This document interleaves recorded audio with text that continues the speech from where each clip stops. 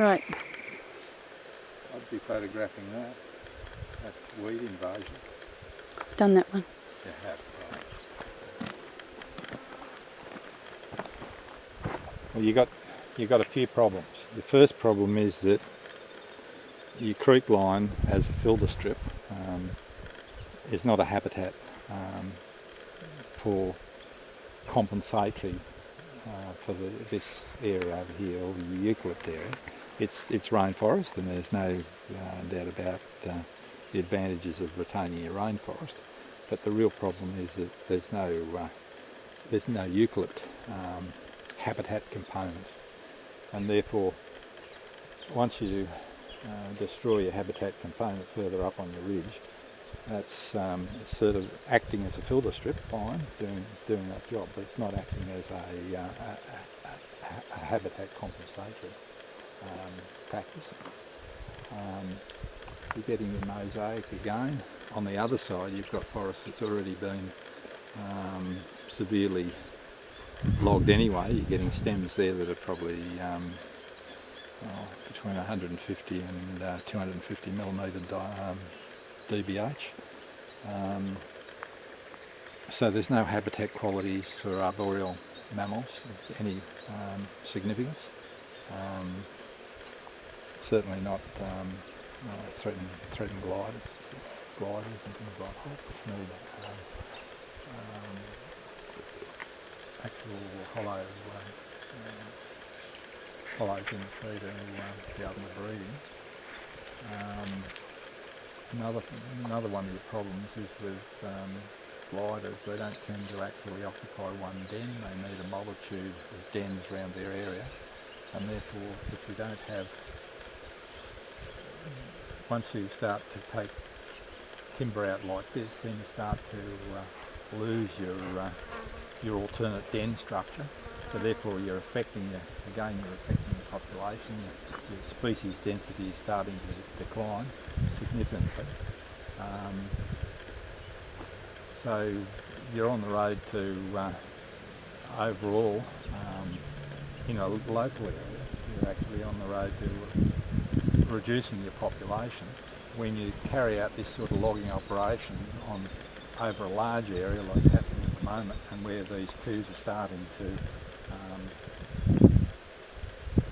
join up, even the different age stands, there's a lot of young stands starting to join up, then the areas where you've got concentrations of species, virtually the species have got nowhere to go.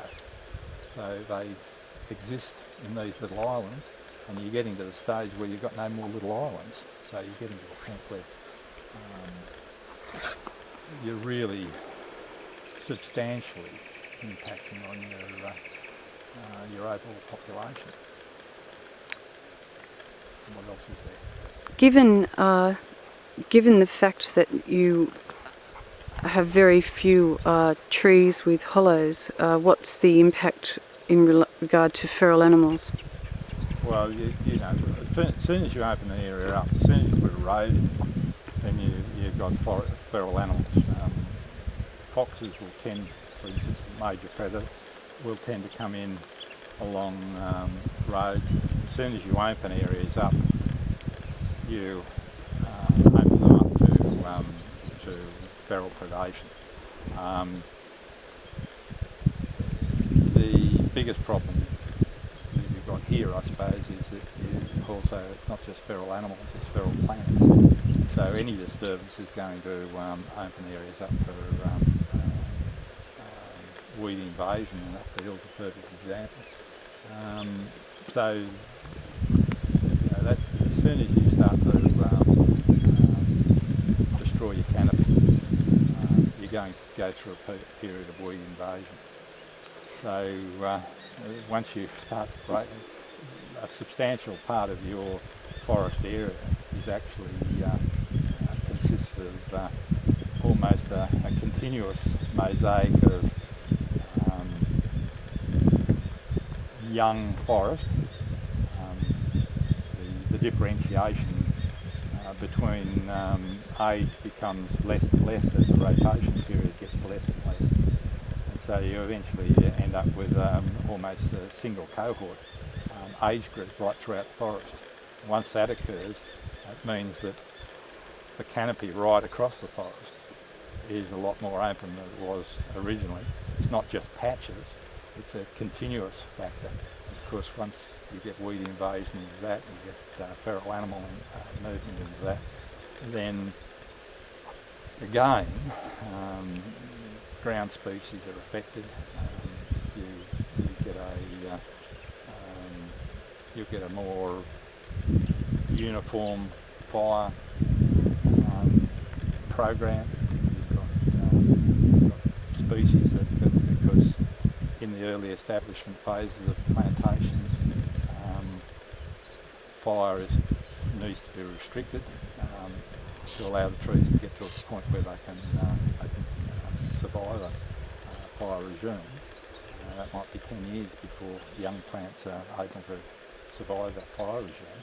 Then you get into a situation that your restriction of fire activities allows invasion and camp laurel, for example. But there's other things, there's privets and things like that that will move into these forest areas, and so you've got another problem. And the problem with this whole thing is it might be a cheap way to produce timber quickly, but you've got to look at your management into the next 50 or 60 years. The problem is, are you creating a bigger problem in land management than you had before with less resources? And you're also got the problem with you really don't know the consequences of this sort of operation. What post-harvesting surveying is being done. What overall knowledge do we have of what's happening with the major parts of the community which contain the threatened species? It could in fact be an exercise in acceleration of extinction. Well, it probably is. There will be species that, like the powerful owl and things like that, which require a certain significant, I suppose, degree of stability to survive. They operate over very large areas. However, they're dependent on large arboreal species, and if those large arboreal species are taken out willy-nilly right across the landscape, then you get into a situation where their food supply is diminished. You're already diminishing their nest sites. They require large tree hollows, which means talking about old growth type tree hollows. So you've already diminished those. So you're now affecting their food supply. So eventually populations like that will disappear and be concentrated on those small areas where there is available habitat. And you get to a point where once you start to reduce the numbers of those species significantly, then those species decline and never re-establish their population levels.